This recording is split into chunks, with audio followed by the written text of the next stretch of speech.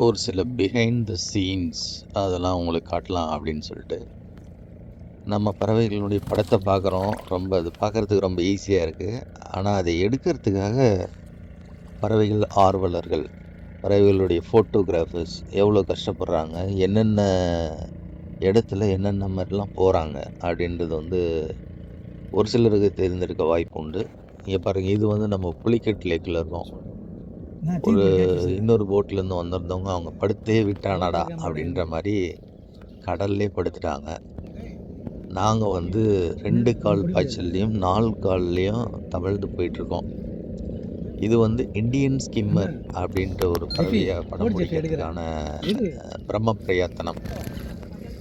அங்கே இருக்கிற பறவைகளில் ஒன்று தான் இண்டியன் ஸ்கிம்மர். ஆனால் பார்க்குறதுக்கு எல்லாம் ஒரே மாதிரி இருக்கும்.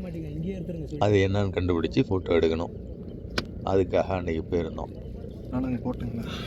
ஃபோட்டோகிராஃபரில் நிறைய வெரைட்டி இருக்காங்க. அவங்க உடல் பொருள் ஆவி எல்லாத்தையும் இதுக்கு அர்ப்பணித்து சேறு, மழை, சகதி, காடு எல்லாத்துலேயும் இருக்கிறவங்க, இது மாதிரி நடுக்கடலில் கப்பல் நின்றுச்சுன்னா தள்ளுறவங்க, அது மாதிரி நிறைய வெரைட்டி இருக்காங்க.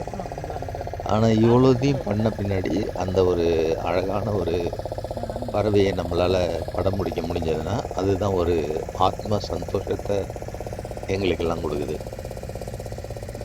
உங்களுக்கு இது மாதிரி ஒரு பறவையை படம் பிடிக்க ஆப்பர்ச்சுனிட்டி கிடைச்சதுன்னா தண்ணிக்குள்ளே மூழ்கி அந்த படம் எடுப்பீங்களா?